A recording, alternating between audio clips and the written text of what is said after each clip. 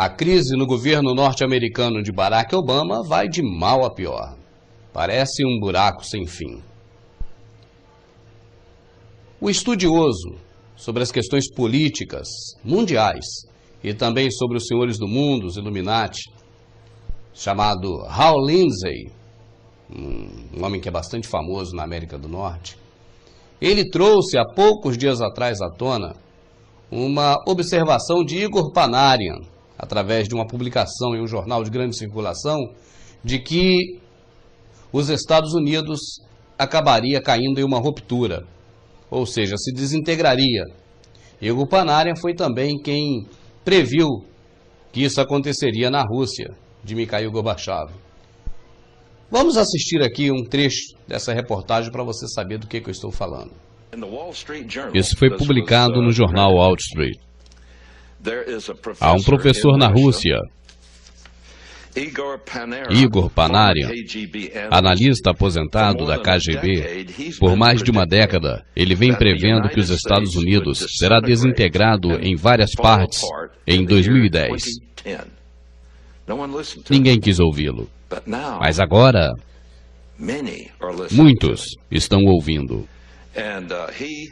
E ele diz que, vamos ter as palavras exatas,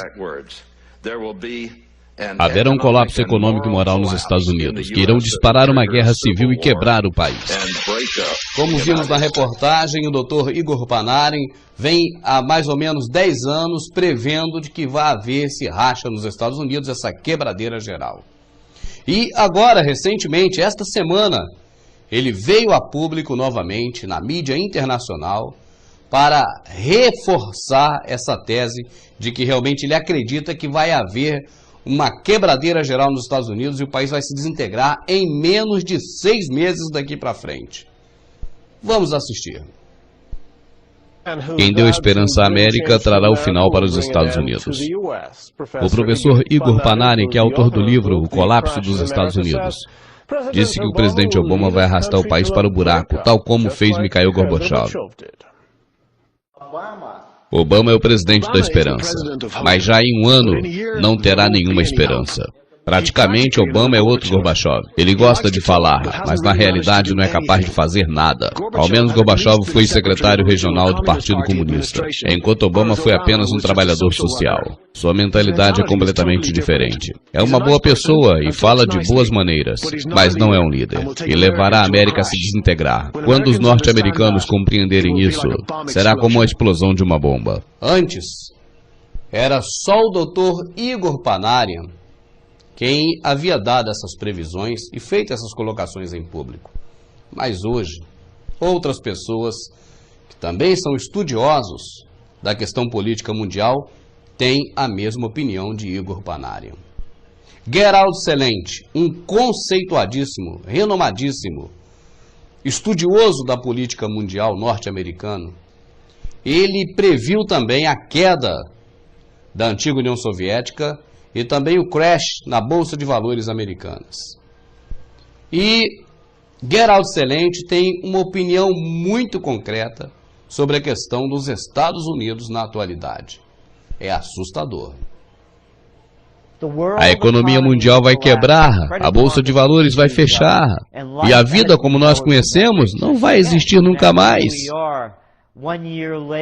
Agora estamos em setembro de 2009. Um ano já se passou e estão falando na possibilidade de uma recuperação. E não há recuperação. Minha seguinte pergunta é sobre isso. Parece que estão começando a ficar alegres por um final feliz. Isso está próximo? Bom, voltemos ao passado, quando começaram a gastar dinheiro no início desse ano de 2009. Então eles diziam, para o outono veremos brotos verdes. Que brotos verdes? Olha as cifras do desemprego. Temos o maior desemprego dos últimos 25 anos. Temos o maior desemprego juvenil registrado de todos os tempos. Não é uma recuperação, é encobrimento. Continuam imprimindo dinheiro onde sempre imprimiram antes. Aqui não há nenhuma recuperação, é um encobrimento. Assim podemos dar uma olhada nos feitos. Todos esses programas de estímulo que diziam que criaria 150 a 200 mil empregos, Dizem que o programa de estímulo está funcionando agora. E o que irá acontecer quando acabar o estímulo? Quando não puder mais usar esse dinheiro impresso para criar mais nenhum tipo de trabalho? Essa é uma mentira que ninguém nunca havia ouvido antes. Não há nenhuma recuperação. Estamos na maior depressão. Nós viveremos debaixo disso. Os que perderam trabalho, perderam para sempre. O que deveria fazer o norte-americano comum? Deveria esperar uma melhora nos próximos anos? O que o norte-americano comum tem que entender é que o seu padrão de vida vai seguir caindo. É como descer numa espiral. Olha, por exemplo, a pobreza dos Estados Unidos. Olha como cai o nível educacional. Olha como temos perdido a qualidade de vida. Houve um tempo em que os Estados Unidos estavam em primeiro lugar em tudo isso. E agora não temos nenhuma vantagem a que mostrar. Crê que os Estados Unidos vão entender que essa experiência é algo que poderia transformá-lo para melhor? Estamos neste exato momento no começo da segunda revolução norte-americana. Vamos começar a ver como se desenvolve. As primeiras etapas da revolução. Podemos ir até a revolução e fazer um renascimento. Ambas oportunidades estão aí. Pelo caminho que seguimos, a curto prazo será a revolução. Mas a revolução, sem dificuldade, pode chegar a um renascimento. Podemos voltar à forma que funcionou melhor aqui na América. Main Street, não Wall Street. Os Estados Unidos sempre foi um país de qualidade número 1. Até chegar ao fundo do abismo. Como tivemos dinheiro para construir barcos? Deixa-me seguir com seu ponto sobre a revolução. Para aqueles que terão uma revolução, a maioria dos norte-americanos parece que precisam que se levantem. Pelo volume tão grande de mentiras, vemos que os norte-americanos estão cada vez mais desencantados com o presidente. O que pensa disso? Estados Unidos é um país de primeiro, segundo e terceiro mundo. As revoluções não vêm de pessoas que ficam observando seus ídolos na TV e que perdem tempo jogando videogame, que fica com a mente perdida na cultura das celebridades e da cultura pop. Ela vem de um lugar diferente. Tem gente da extrema-direita, também da extrema-esquerda, envolvendo-se anti-Obama. Os da extrema-direita são os que têm as armas.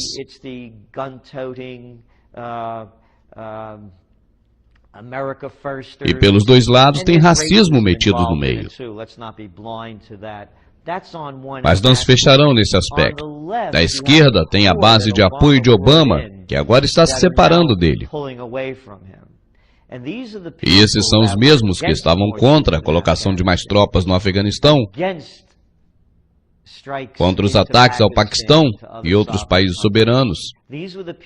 São esses que queriam ver os militares reduzindo-se e não crescendo em uma quarta parte como vem acontecendo. Assim que Obama está perdendo a sua base de esquerda. Assim que é uma revolução de vários lugares diferentes, porque Obama descartou uma série de assuntos muito importantes para a esquerda. Assim ele está perdendo a esquerda e perdeu a direita. Ele nunca a teve. Desta forma, a revolução está sendo impulsionada por uma série de facções diferentes. Tanto os republicanos como os democratas estão descontentes, e é isso que vai fazer ocorrer essa revolução. Embora a mídia controlada pelos senhores do mundo, a televisão, o jornal, o rádio, não divulguem nada do que está acontecendo nos Estados Unidos, embora você não vai saber nada pela mídia tradicional, mas realmente a coisa não está boa. Além dos fatos já relatados aqui neste momento, um renomado economista americano, autor de diversos livros, veio a público esta semana fazer declarações terríveis e sugestões para que a população, pelo menos, arrume uma forma de escapar da grande problemática que vai chegar e não vai demorar muito. Ele sugeriu, inclusive, que as pessoas parem de investir da forma tradicional e passem a comprar ouro, comprar prata, bronze e até mesmo mantimentos não perecíveis, porque vão se valorizar muito e muito em breve. Ele chega ao ponto de dizer que comprar carteiras de cigarro hoje será um grande investimento para o futuro, quando essas carteiras de cigarro passarão a valer muito. Muitos homens de negócios e especuladores dentro dos Estados Unidos, incluindo George Soros, já começaram a dizer que a grande preocupação da economia norte-americana é que os Estados Unidos vai cair como aconteceu com a União Soviética. Bom, a União Soviética claramente caiu por muitas das mesmas razões que agora estamos atravessando aqui na América. Você sabe que o governo era muito grande, gastava muito dinheiro e que tinham que manejar um verdadeiro império ao redor do mundo. E finalmente não puderam controlar esse império porque ficaram sem dinheiro. Você sabe, os Estados Unidos mantêm um império muito grande no exterior, com uma enorme presença militar que não podemos manter porque o dinheiro está se acabando. O governo tem prometido muitas coisas aos cidadãos americanos que não vai poder cumprir. Tomamos emprestado um monte de dinheiro ao redor do mundo e não temos como pagar. Sendo assim, estamos basicamente quebrados. E não creio que o esforço do governo norte-americano possa manter esse império. Esperamos, você sabe, não ver uma situação similar, onde os Estados Unidos se separem, com estados desejando liderar essa união. E se as coisas continuarem mal, continuaremos nesse caminho terrível. Você sabe, o governo dos Estados Unidos pode seguir com seus erros, continuar aumentando o gasto público, comprando companhias, tomando companhias e subindo os impostos para financiar-se. Eu já posso começar a ver movimentos em vários estados começando a se separar. Nas entrevistas anteriores e também nos seus livros, você tem dito que tem investido em ouro. Mas quais as recomendações você daria àquelas pessoas que estão com pouco dinheiro para comprar ouro, que não teriam, por exemplo, 10 a 20 mil dólares para investir em ouro? O que essas pessoas poderiam fazer? Bom, se não podem comprar ouro, podem comprar prata, podem comprar cobre, podem procurar por centavos de antes de 1981. Eles são cobre. Todas essas coisas vão ter valor. Outra coisa que podem começar a fazer desde já, e como norte-americanos, é preparar para armazenar. Pode armazenar comida, mercadorias não perecíveis duram por anos, e também gêneros de primeira necessidades, como baterias extras, creme dental, sabonete, material de limpeza e higiene, e um monte dessas coisas que com certeza vão ficar muito caras com a inflação e com a situação que está se desenhando. E por último, teriam dificuldade de se obter essas coisas. Poderia então se comprar hoje carteiras de cigarros. Mesmo que você não fuma, pode ter carteiras de cigarros, porque serão valiosas. Poderá ser trocada por coisas que você necessite, mesmo que você não fume. O eugenista, fundador da Microsoft, Bill Gates, convocou outros 6 bilionários, senhores do mundo, recentemente, para uma reunião. A reunião foi feita na casa do presidente da Fundação Rockefeller. O que eles trataram nessa reunião? Por que a convocação dessa reunião super secreta? Alguns olhares atentos não deixaram escapar e não passou despercebido. Hal Lindsey traz informações para a gente. De acordo com uma reportagem do jornal World Net Daily, alguns dos mais ricos homens e mulheres do mundo se reuniram recentemente em Nova York. Quando ricos iguais a esses reúnem-se em segredos, é hora de prestar atenção. Em 1910, 6 homens mais ricos do mundo se reuniram na ilha de Jacó, na Geórgia. Depois de 3 anos, esse encontro resultou na criação da maior empresa criminal nunca antes vista, a chamada Reserva Federal, o Banco Central Americano. Juntando a lista dos participantes, uma recente reunião em Nova York talvez tenha resultado ainda mais monumentais. O jornal The London Times identifica-os: Bill Gates, David Rockefeller, Ted Turner, Oprah Winfrey, Warren Buffett, George Soros e o prefeito de Nova York, Michael Bilber. De acordo com a revista Forbes, esta lista tem um valor de mais ou menos 120 bilhões de dólares.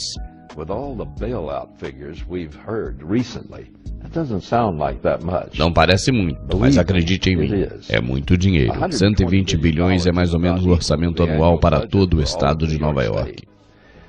O encontro que foi realizado no começo de maio na casa do Sr. Paul Nurse, o inglês ganhador do Prêmio Nobel em Bioquímica e presidente da Universidade Rockefeller. O fundador da Microsoft, Bill Gates, foi quem convocou a reunião. O jornal Times de Londres informou: a sessão bilionária foi tão discreta que seus assistentes falaram que eles estavam em uma reunião segura. Discreta? Discreta pode ser a forma inglesa de dizer secreta. Eu não acredito que seja coincidência que esse encontro veio aparecer algumas semanas depois de um outro mais importante e poderoso grupo se reunir na Grécia. O grupo Bilderberg. Eles têm pregado uma nova ordem mundial por mais de 100 anos. Eles se veem também como os salvadores da raça humana. Cada bilionário teve 15 minutos para apresentar suas prioridades para a reunião. Durante a reunião, eles discutiram como vão organizar uma operação sombrinha para acomodar seus interesses.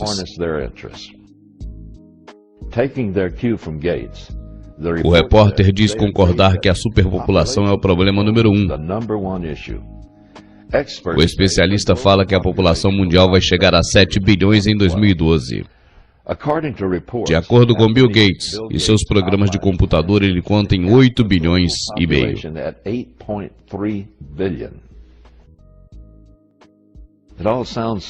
Tudo parece tão civilizado, não é? Aqui está a decisão politicamente correta tomada nessa reunião. Um grupo que luta contra a liberdade, que tem mais dinheiro que o governo, acaba de decidir quantas pessoas vão ter a permissão de viver.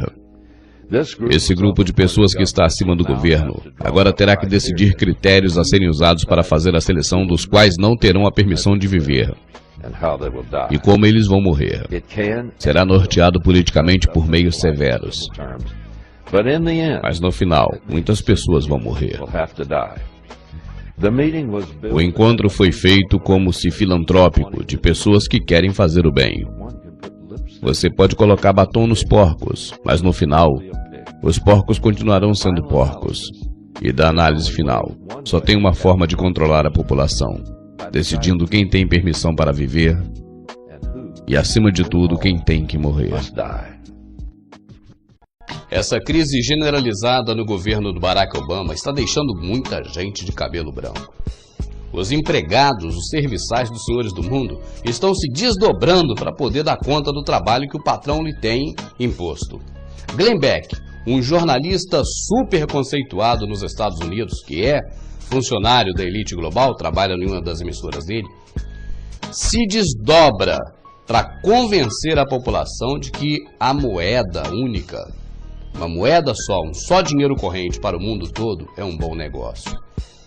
Ele tenta explicar de qualquer forma, de todo jeito, que há uma necessidade de se usar uma moeda global. É o desespero tomando conta dos empregados, dos senhores do mundo, que têm um tempo curto para poder fazer que elas aceitem rapidamente esse tipo de moeda única para o planeta inteiro. Olha aí. Se nos vem uma crise mundial, é uma depressão global, e uma única moeda e um único sistema financeiro global é o fim do jogo. China disse na semana passada que quer uma única moeda mundial. França disse o mesmo exatamente um dia antes, que eles querem uma única ordem mundial, uma nova ordem mundial, como resultado desses acontecimentos. Você repara que a tática deles é bem parecida com a tática dessa emissora podre conhecida nossa aqui no Brasil, né? A China já está usando, a França também já aceitou, e aí falta você aceitar. É mais ou menos isso aí que ele quer dizer. Agora, Dick Morris, um garoto propaganda dos Illuminati, pelo menos um aspirante, né, a ser tal coisa, ele foi secretário do Bill Clinton e, na verdade, é um aspone dos Illuminati. Ele foi cooptado a comparecer a um programa de televisão de grande audiência esta semana para defender a questão da economia mundial com uma só moeda. Porque está ficando claro que a forma, o método de implantação da nova ordem mundial é através da economia. Está ficando cada dia mais claro isso. É a porta de entrada para a nova ordem mundial. É o carro-chefe, através da questão econômica, começando com essa moeda única para o planeta todo. Bom, o Dick Morris foi à televisão realmente como seus patrões pediram.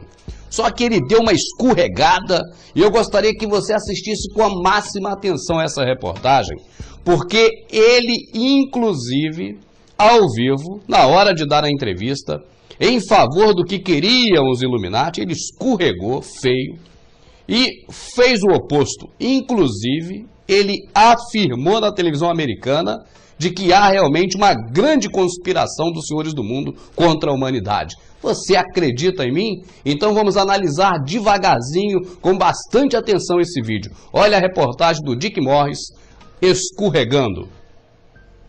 Algo grande vai passar em Londres durante este G20. E escondem, camuflam, não falam dele. A coordenação da regulação internacional. O que eles vão fazer é colocar a Fed e a SEC debaixo do controle do FMI. Oh, vamos lá, você crê isso? Isso é o que estava na agenda. Eles chamam de coordenação e regulamentação, mas o que na realidade faz é colocar a economia norte-americana debaixo do controle internacional.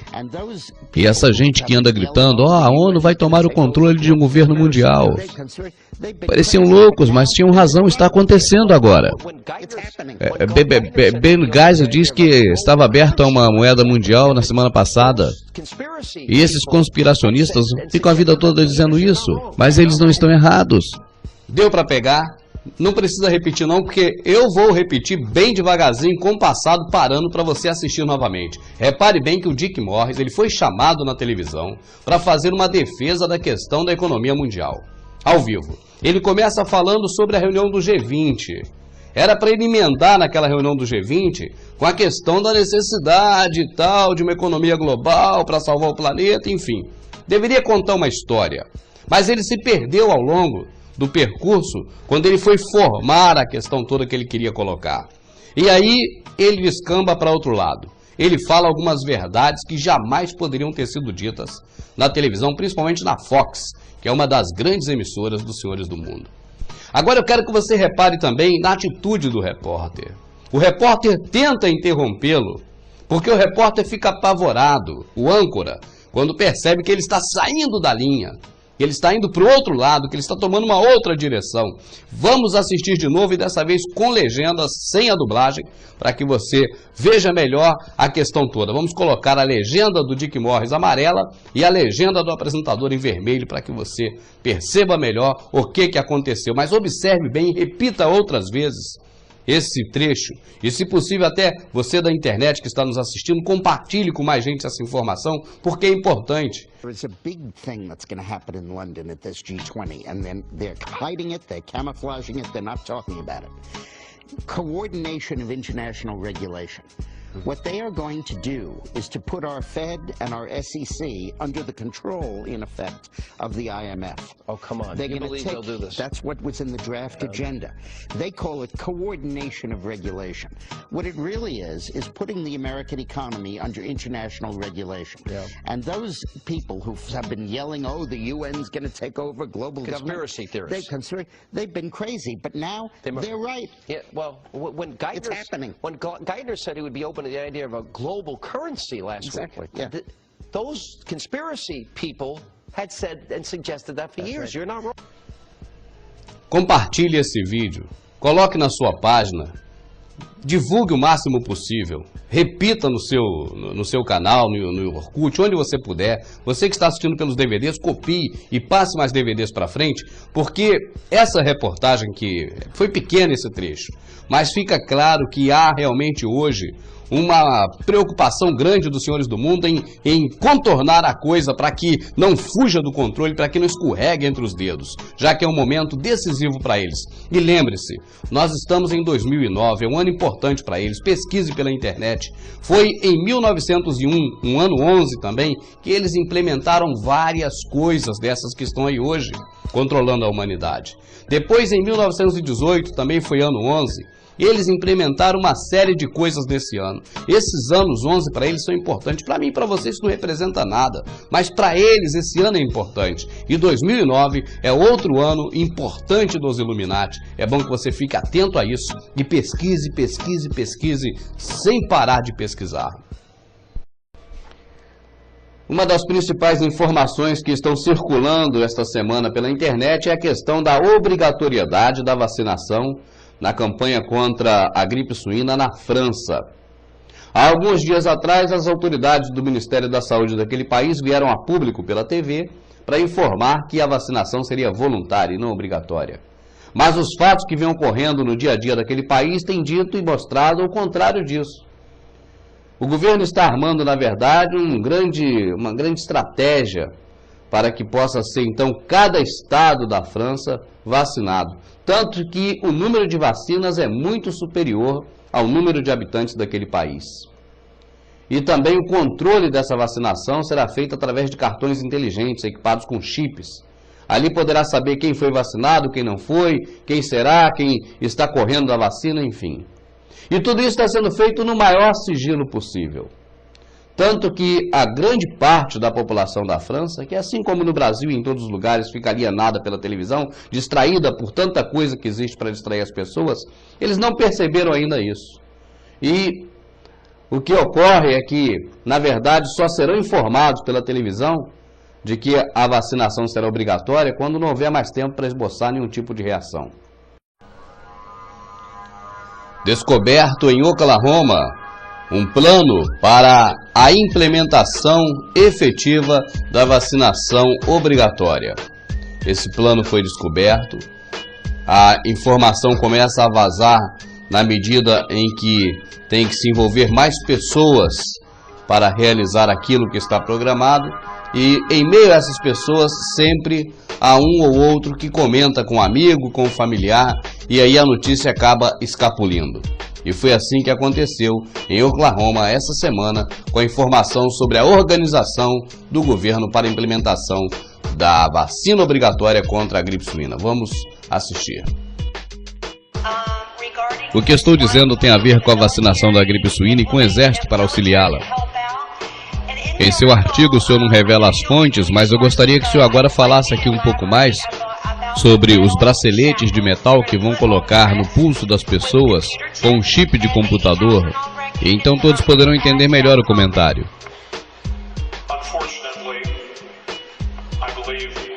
Infelizmente, creio que entre os vários planos do governo para assegurar que a vacina obrigatória seja implementada,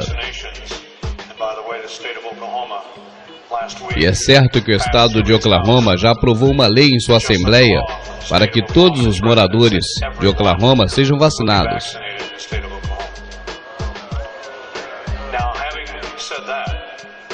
Assim, uma vez dito isso, também existem planos para assegurar de que não haja viagens livres. Não poderá ninguém ir a lugar nenhum sem provas de que recebeu a vacina, até o momento em que o governo esteja certo de que todas as seções da população tomaram a vacina. Quando isso acontecer, me disseram que a polícia estará por todo o país.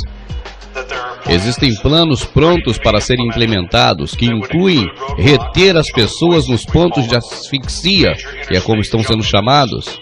São interseções das estradas estaduais ao redor das grandes cidades, aonde podem ser detidos a maior quantidade de pessoas, até que possam comprovar que foram vacinadas com papéis. Ou, no caso de um especialista médico em Milwaukee, que me disse que havia observado um caminhão descarregando vários equipamentos de hospital, e tiraram dali daquele caminhão inúmeros braceletes metálicos que, uma vez postos, ficaria fechado com um tipo de mecanismo que estaria dentro e que esse bracelete ficaria permanentemente com um chip agarrado nele. O chip guardará todo tipo de informação sobre você e se você foi ou não vacinado. Agora, esse é um de vários planos, mesmo não sendo visto pelas pessoas em plena luz do dia, estão aí, está tudo preparado. E se foge do veneno, é suicídio lento ou homicídio lento, ou te vão matar com a injeção, ou dizem que é seguro, que só vai fazer o que é necessário para você. Para mim isso é suicídio virtual, é suicídio em câmera lenta. Assim, o que estamos falando aqui é para que não tome a vacina, mas talvez não tenha opção. Já me disseram que esse plano inclui também ônibus. Eles estarão parados nos cruzamentos e servirão para as pessoas que se recusam a tomar a vacina. As pessoas serão escoltadas até os ônibus. E como me foi dito, policiais diziam e se gabavam dizendo que daria uma viagem grátis até o Forte Hurley. Bom, esse é um dos vários planos. Mas não podemos saber ao certo até que sejam implementados. Mas eu te asseguro que esses planos estão prontos e usarão as forças públicas. E no artigo que escrevi hoje eu disse que as forças públicas do nosso país vão usar a força para cumprir a nova ordem mundial. Haverá muitas pessoas que não fará, mas creio que todavia haverá uma maioria parada em prontidão dizendo para que você suba no ônibus e tome a vacina. E você sabe uma coisa, meu amado, isso não sai da minha cabeça. Eu creio que todas essas torres de telefonia, elas existem com segundas intenções. Eu creio. Eu creio que muito em breve nós vamos ser vigiados por todas essas torres. Vão servir para nos vigiar, para saber onde estamos, o que estamos fazendo. E aí aplicar a lei sobre nós, porque o Codex Alimentário, por exemplo, é mais um conjunto de leis que está vindo aí. Esse conjunto de leis entra em vigor no dia 31 de dezembro, é bom que você procure saber sobre ele. E não é o único, muitas e muitas leis repressivas estão a caminho. E para controlar o povo diante dessa repressão, embora eu creio que não sejamos muito mais, né, nessa época, porque a despopulação também é iminente, mas essas torres serão de fundamental importância para nos vigiar. E, é claro, aliadas aos satélites.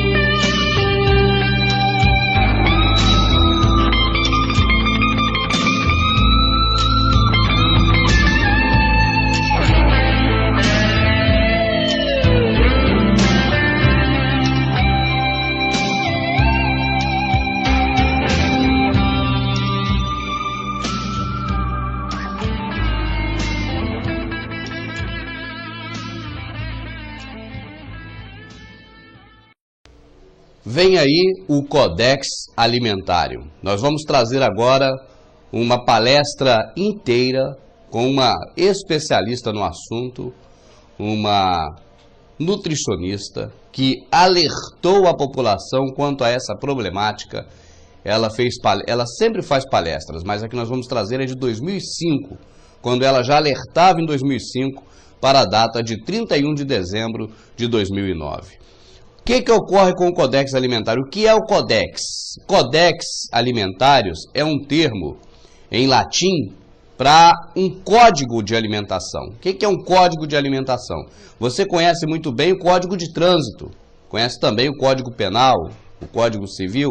Na verdade, código é um conjunto de leis específicas para um tipo de coisa. Você não faz só uma lei, faz várias leis para um só tipo de ação. Então, no lugar de ser uma lei, torna-se um código. Ou seja, as pessoas que cometem crimes, elas são presas baseadas no Código Penal, que é um conjunto de leis que diz que tudo que é proibido está ali naquele Código de Leis. Tudo que é passivo de pena está incluída nessas leis que formam o Código Penal. Você está entendendo? Então, da mesma forma também, nós até hoje não tínhamos um Código Alimentar, né?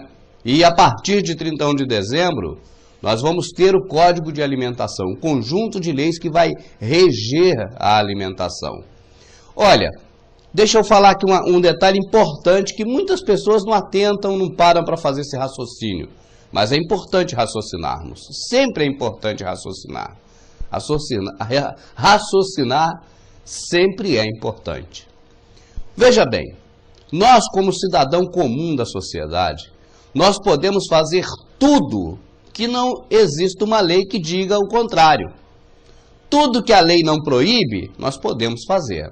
Por exemplo, eu posso atravessar uma rua. Por quê? Porque não tem lei que diz que eu não posso atravessar a rua. Se não tem lei proibindo, então eu posso atravessar porque eu estou, assim, autorizado a fazê-lo. Eu posso, por exemplo, ir à praia e tomar um banho, porque não há lei proibindo ir à praia. Eu posso visitar a casa da minha tia.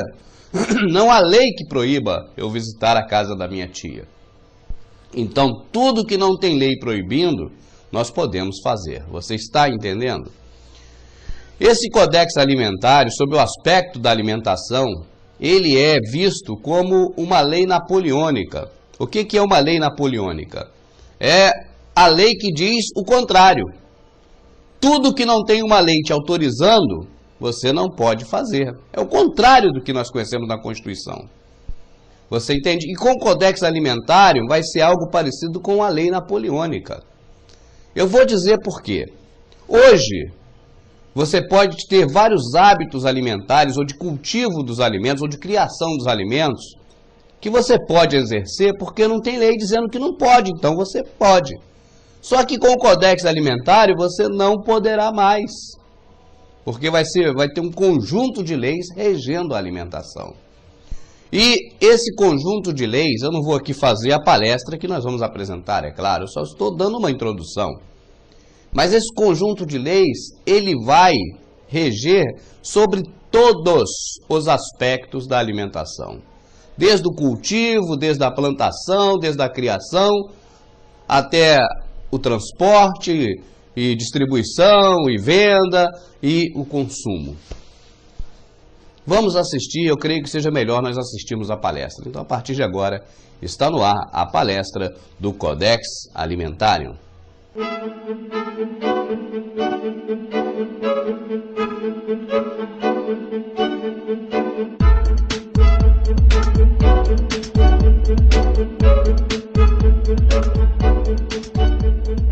me tell you about Codex Alimentarius. Let me define it for you. Let me help you understand the enemy. And let me assure you that absolutely nothing that I'm going to tell you is exaggerated, is interpolated, or is imagined. Everything I'm going to tell you is documented. And it's a great deal of it is documented on my website, which is www.healthfreedomusa, one word, healthfreedomusa.org. Let me back up and tell you that I've been watching Codex come toward us for about the last decade. And I've been watching the votes in Congress, which, God help us, is our bastion of support and protection against Codex, and I'll explain why that is. I've been watching the votes to protect our health freedom dwindle until finally in the 109th Congress, without a good deal of activity, we didn't have the votes to protect us. I've been watching Codex accelerate, and I've been watching it expand, and I've been getting more and more troubled. Let me give you a brief rundown of Codex then. After the Second World War, the Nuremberg tribunals were held, in which people who had committed crimes against humanity were judged by the world community in a court run by the United States and Britain, and they were sentenced to terms in prison if they were found guilty of crimes against humanity. One of the people found guilty of crimes against humanity was the president of a huge industrial megalith called I.G. Farben. I.G. Farben produced the gas used in the gas chambers, Zyklon B. They produced the steel for the death camps and the railroad lines. They produced the munitions, they produced chemicals, they produced all kinds of stuff. They produced pharmaceuticals. Big, big, big, big pharmaceutical company. So the president of I.G. Farben was convicted of crimes against humanity. Now, he's a sort of artistic fellow and creative. He was the one who was responsible for the slogan that people saw as they entered Auschwitz, usually for the last time. Arbeit macht frei. Work brings freedom. Creative sort of fellow. So he was sitting in jail and he said, well, that didn't work. What else can we do? I've got it. Food. He who controls food controls the world. So when he got out of jail, he went to his UN buddies and he said, have I got an idea for you? If we take over food worldwide, we have power worldwide. And his UN buddies said, cool idea. And so they created a trade commission. That's a very important pair of words, a trade commission called the Codex Alimentarius Commission. It is not a public health commission. It is not a consumer protection commission. It is a trade commission. Trade is about what? Money. Business. Trade is about profit. Well, they said in 1962, we're going to work toward total global implementation of Codex Alimentarius on December 31st, 2009. Long term. And they set up a bunch of committees, committees on fish and fishery, fats and oil, fruits and vegetables, ground nuts, nutrition and foods for special dietary uses, and so on. There are currently about 27 Codex committee. There are regional organizations. There are task forces and so on. So it's a huge bureaucratic monstrosity. It's immense. Codex has promulgated well over 4,000 guidelines, standards, and regulations on everything which can legally be put into your mouth, with the exception of pharmaceuticals. They are not part of Codex. Important. Now, Codex standards have no legal weight whatsoever. Zero. So who cares about them? They're just standards. So we're talking about an industry-dominated, regulation-setting organization. But if it has no legal standing, who cares, right? Here's the history of Codex Alimentarius before 1962. The Austro-Hungarian Empire said, we need rules by which the courts can rule on cases involving food. So we'll have regulations and rules that the courts will enforce. That's how they get their weight. That was called the Codex Alimentarius, and it was put into place around 1893 and lasted until the end of the Austro-Hungarian Empire in the First World War. So the idea was there in the Germanic tradition. We need rules, lots of rules, lots and lots of rules. We need a lot of rules. Let's have rules for everything to do with food. So it was sort of a natural extension for the German industrialists to say, we'll go back to the good old days of Codex Alimentarius, back when we had them in the Austro-Hungarian Empire. Cool. So they started promulgating their rules and regulations, and they were voluntary. They were sort of guidelines. Now, Codex Alimentarius Commission is administered by the World Health Organization, WHO, and the FAO, the Food and Agriculture Organization. They fund Codex, and they run it at the request of the UN. So they're mommy and daddy to Codex Alimentarius. And that's very interesting, because they're supposed to be about health and food worldwide. Some conflicts of interest that we'll talk about. So Codex started promulgating regulations and rules, and the way that's done is that the committees work up a rule, a standard, a guideline, a regulation, and then they get it to what's called Step 8, which is the final step in their administrative process, and then it's presented to the Codex Alimentarius Commission for ratification, like the vitamin and mineral guideline was presented to the Codex Alimentarius Commission on July 4th this past summer. It was ratified, it was approved by consensus, and it is now, despite the propaganda that you're going to hear, if you ever hear about it in the media, it is now mandatory upon any member country of the WTO, the World Trade Organization. Well, what in the world do they have to do with it? And the answer is everything. The World Trade Organization, you see, accepted Codex when the World Trade Organization was formed in 1994. Okay? They said, well, how are we going to decide trade disputes around food if we don't have a set of rules? I know. We'll accept the Codex Alimentarius rules. And all the members of the WTO worldwide will, get ready for an Orwellian term, harmonize with our standards, with the Codex standards. Harmonize. I suggest you capitalize the first four letters in your mind. So everybody's supposed to harmonize with Codex.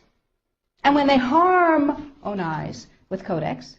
Then, if they get pulled into the World Trade Organization dispute resolution process, they have a chance of winning. Because, here's the kicker. You ready for this one? If two countries go into the World Trade Organization dispute resolution process, and one of them is Codex compliant, and one of them is not Codex compliant, the one that is Codex compliant automatically wins regardless of the merit of the case. People are using Codex compliance as a weapon in a much bigger economic battle. So, every country in the world is racing to do what? To become Codex compliant. So, in the United States, the situation is, okay, how do we become Codex compliant when we have laws that protect us? And you have to remember that Codex does not serve consumer well-being, does not serve health. It serves what I call the 5 bigs. Big Pharma, Big Chema, Big Biotechna, Big Agribiz, and Big Medica. Little you and little me are not served by Codex in the least.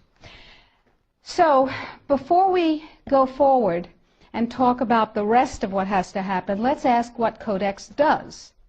You probably all know about the vitamin and mineral guideline that was ratified on July 4th. You may not know that although it is said that Codex guidelines, regulations, and standards which have been ratified are voluntary, they are not voluntary. That is known as a lie. They are mandatory, but they are not fully mandatory until December 31st, 2009. They're sort of kind of a little bit mandatory now, and they're totally mandatory then. Okay, so what does Codex do? Why do I care enough about Codex to close my practice and stop treating patients who came to me from around the world to help them regain their health and be radiantly well with non-toxic means, which is a very satisfying thing to do. I love it. And it also provided me with an income. That was nice. Why am I concerned enough? Okay, let's talk about the vitamin and mineral guideline first. In 1994, here in the United States, DSHEA, the Dietary Supplements, Health and Education Act, was passed, which classifies nutrients and herbs as foods. As foods, you can set no upper limit on them. You cannot set an upper limit on lettuce, lamb, or rutabagas, and similarly, you cannot set an upper limit on vitamin C, echinacea, ginkgo biloba, vitamin D. And access to nutrients is freely given to us. We are allowed to have any nutrients we want because, and this is a very important point, under common law, anything not forbidden is permitted. Codex, on the other hand, is a Napoleonic Code law system. Under Napoleonic Code, anything not permitted is forbidden.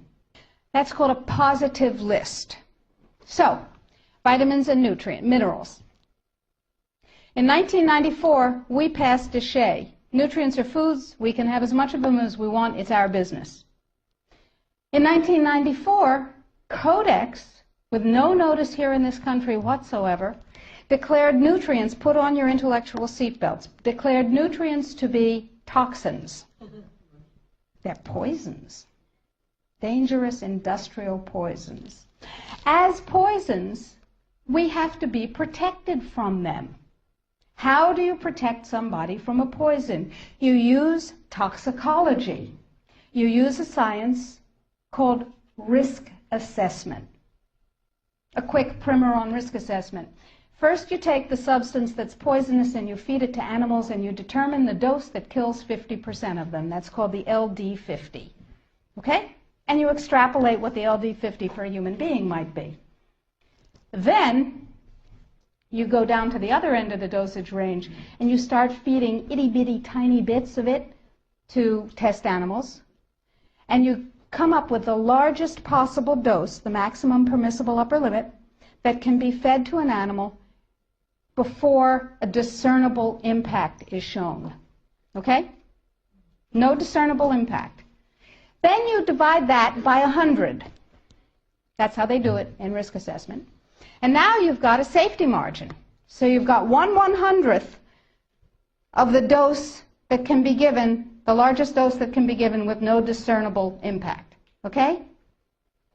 Nutrients under Codex not only are limited to those nutrients on the positive list, and we anticipate there will be 18 of them, and they do not include CoQ10, glucosamine, chondroitin sulfate. They do include fluoride,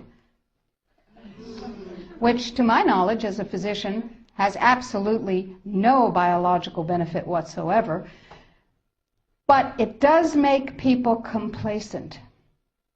Fluoride was first used in the Gulag because it was discovered that prisoners who were fed fluoridated water were complacent, and you could do anything you wanted to them.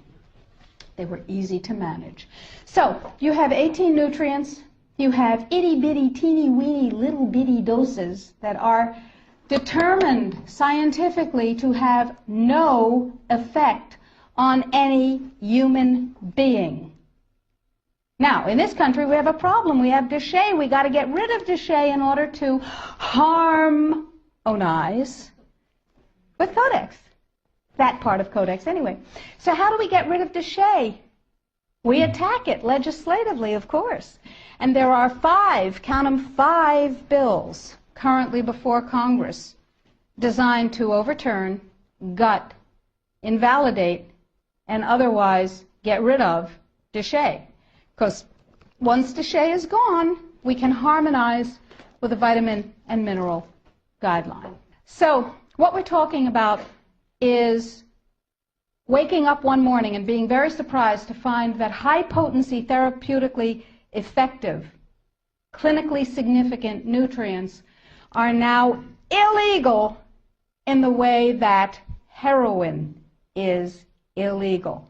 Not available with a prescription, illegal. If these nutrients have any impact on the human body, they are illegal. That's just the vitamin and mineral guideline. Let's talk about milk. We have recombinant bovine growth hormone, and now we can choose milk with it or milk without it, butter with it, butter without it, right? Not under Codex, because under Codex, every dairy cow on the planet must be treated with Monsanto's recombinant bovine growth hormone.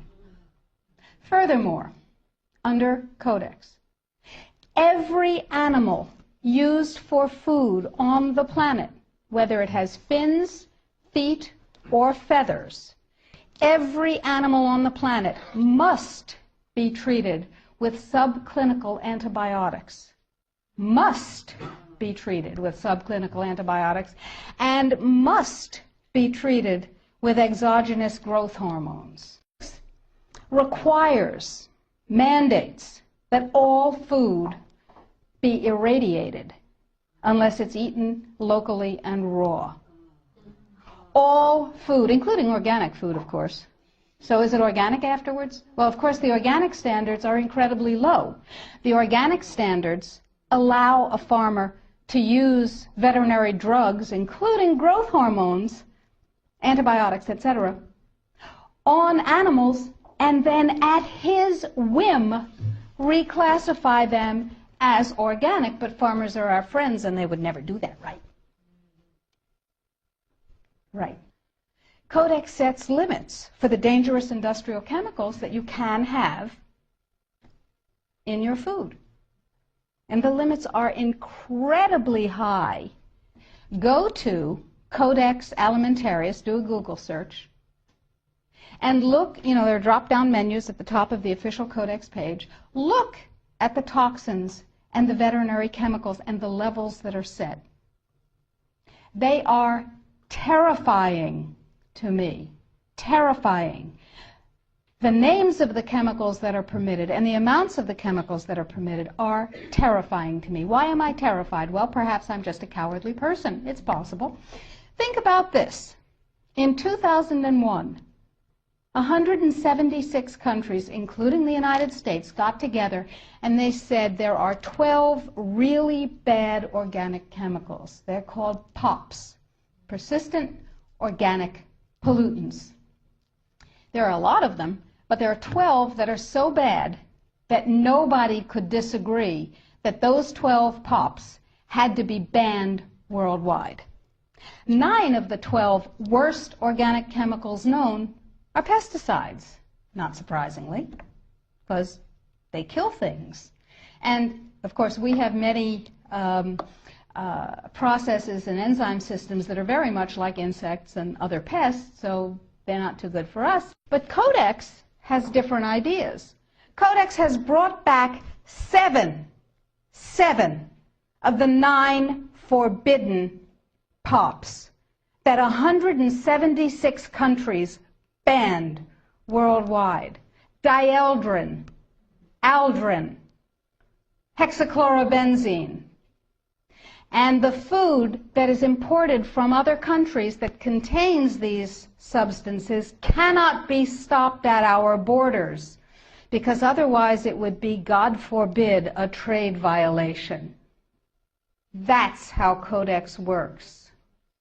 Codex, according to the World Trade Organization and the Food and Agriculture Organization joint projections.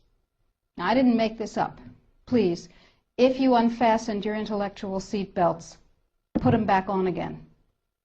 If you do the numbers in the WHO-FAO projections, the epidemiological projections, they estimate, not I, because what do I know?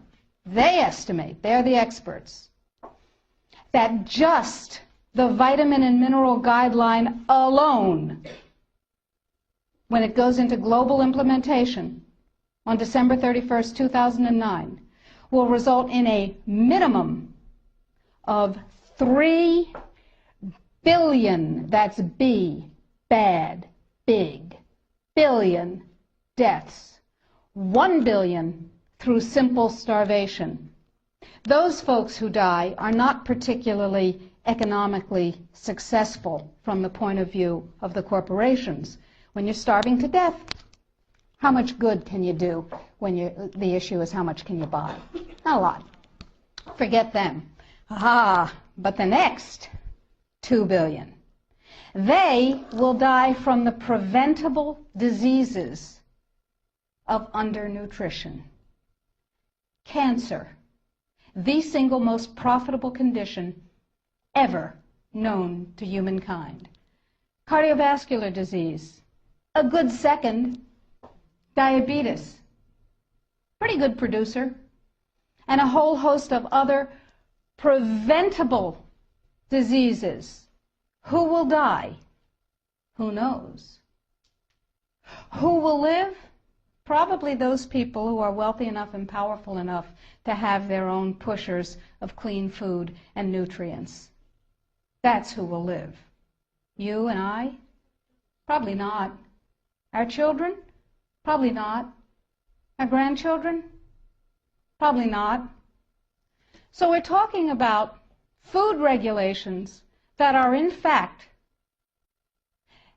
the legalization of mandated toxicity and undernutrition. It will be illegal if there's a famine in, wherever there's a famine, to ship high nutrient density biscuits to that country. And it will be illegal to distribute them. That's what we're talking about. Codex is big and it's bad, but it's not invulnerable. So the point is that we have to protect ourselves, and I believe that we have to regain global leadership, which we have lost, surrendered, squandered, sold. No global. We have sold. Just joining the World Trade Organization surrendered our sovereignty. However, Parenthetically, I have a team of constitutional lawyers looking at the following question: are we members of the WTO? Because if you remember from high school civics, the way you get a treaty to be a real treaty is to have it ratified by a 2/3 majority of the Senate. And the way we got into the WTO was they passed a law allowing Bill Clinton to fast-track us into the WTO. That's not a treaty. We're not in the WTO. Now, that's a piece of the battle. Tell George. We will tell George, but I don't think he's going to be relevant by the time we tell him.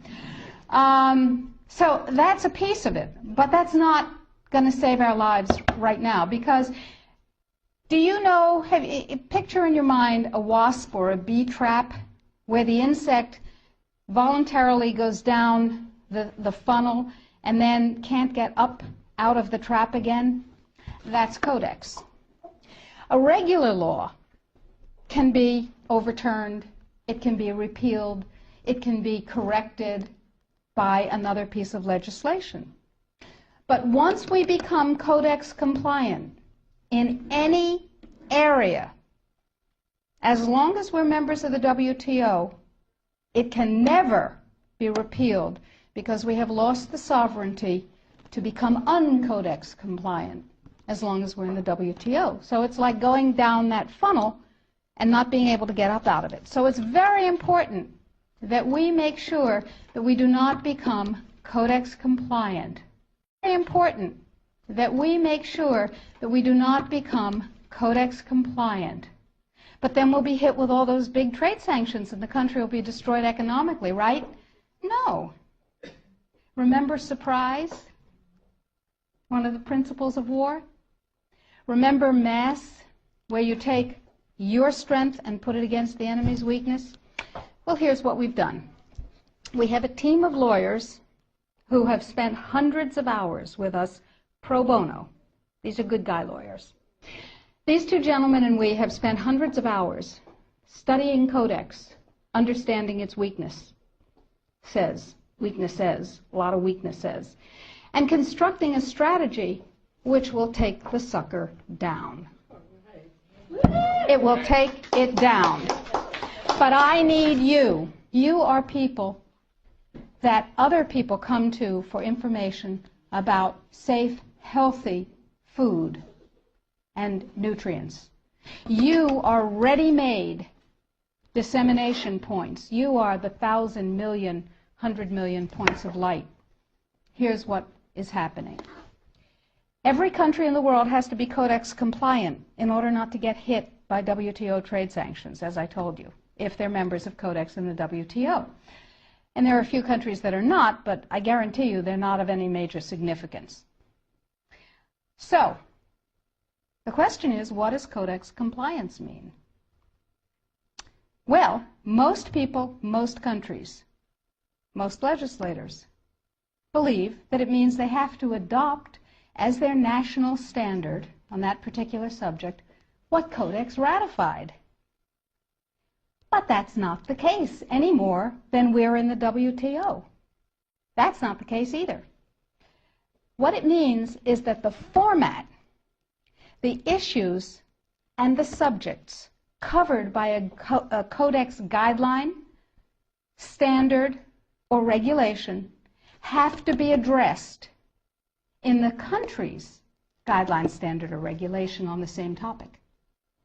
So, what we have done is create the first of many alternative Codex guidelines.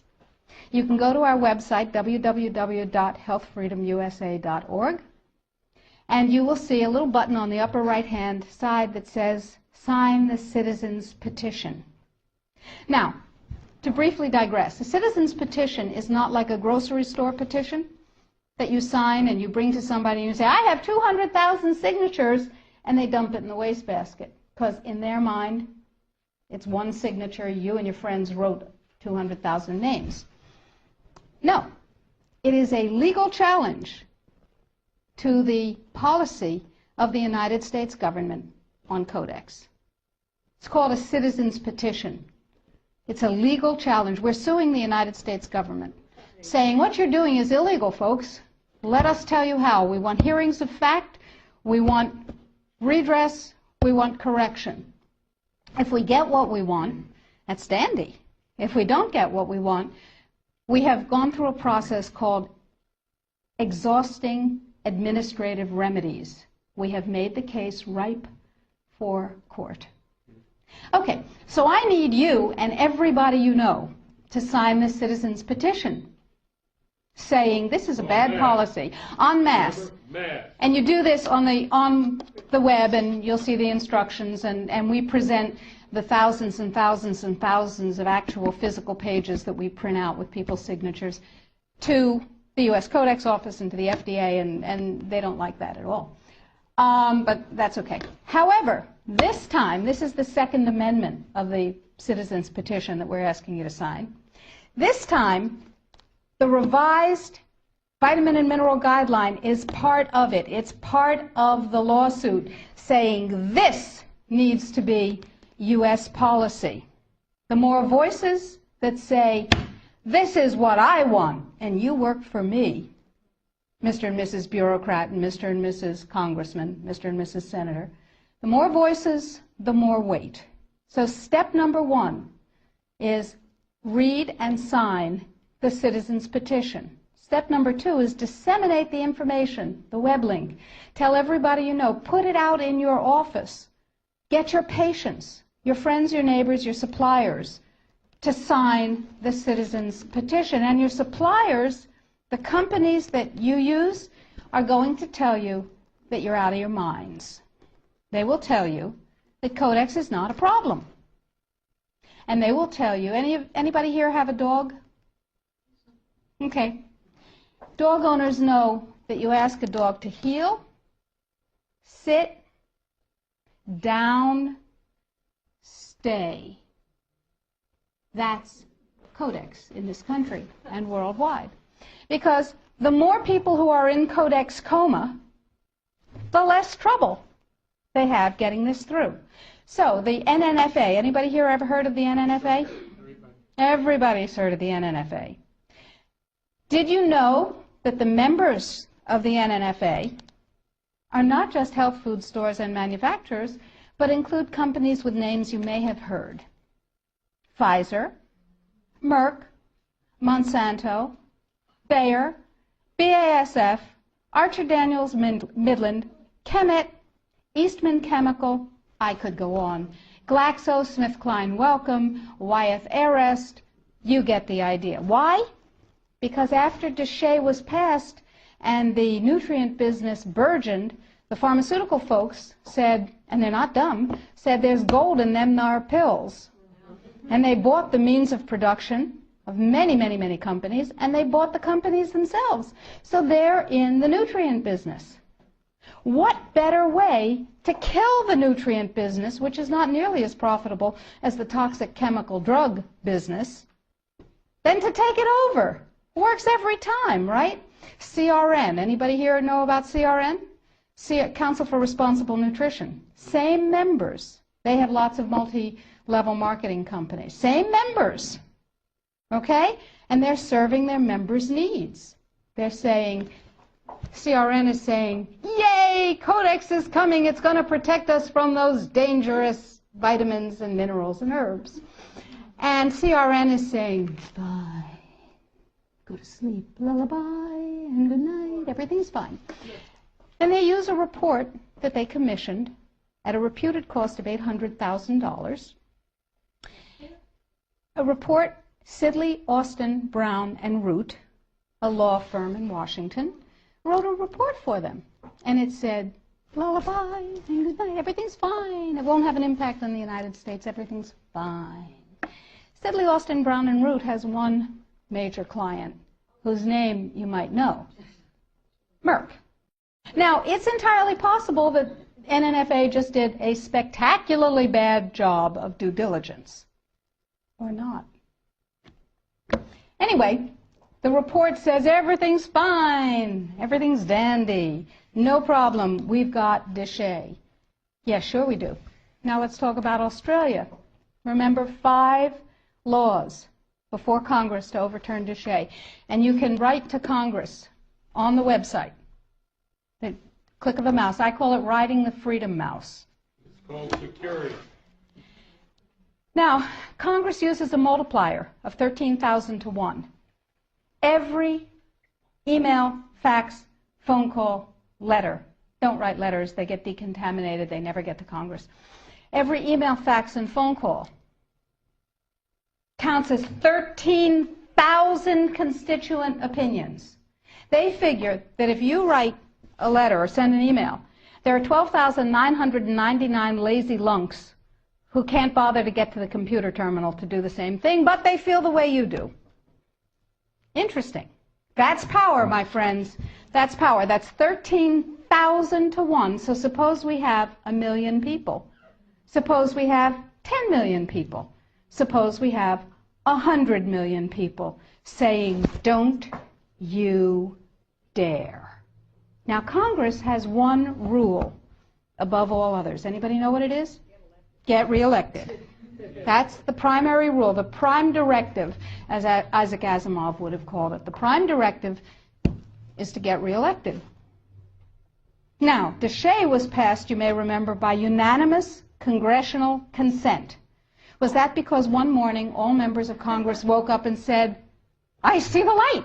Nutrients are better than drugs. No. They said, oh, if I don't go along with this, I'll never be reelected to anything. You're at critical mass. Remember, we were out on the streets and we were up on our hind legs and we were making noise. And we were rallying and we were writing letters and we said, don't you dare take away my health freedom. Remember? And we won. Except we got fat, dumb, and lazy and stopped protecting ourselves. So now we're in the same place again. Except it's all food instead of just nutrients. So that's point number 1. Use the freedom mouse. Ride the freedom mouse. We've made it as easy as possible on the site. Sign up for the emails. I will never sell your information to anyone, I promise. I will never rent it. I will never share it. You'll only get email from me. And we need you to know what's going on. So I'll send you email blasts. I'll send you things that you can do. Or not. You know, it's your choice. Get everybody you know informed. Now, what else can you do? Well, we're going to write a series of Codex alternative guidelines. Everything bad in Codex will have an alternative guideline that turns it into a pro-health guideline. What have we done with the guideline, the vitamin and mineral guideline? You can see that because we have